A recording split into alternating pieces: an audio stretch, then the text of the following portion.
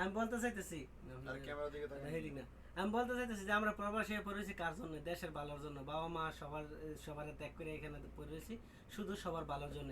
দেশ যদি এই পরিস্থিতিতে চলে তাহলে আমরা এই বিদেশে থেকে কোনো লাভ নাই। এত কষ্ট করে টাকা কামাই দেশে দিলে বা শুনি যে এইদিকে মারপিট, এইদিকে এত গন্ডগোল, এত সমস্যা, এই সমস্যার সমাধান করার জন্য কি সরকার কিছু পদক্ষেপ নেবে না? এই আমার বক্তব্য। বাস এইটা কর, সুন্দর জিনিস দিদি। তোমার কিছু ক্যামেরা চলতেছে। বিসমিল্লাহির রহমানির রহিম। বাংলাদেশিদেরকে প্রবাসীর পক্ষ থেকে অভিনন্দন এবং সালাম।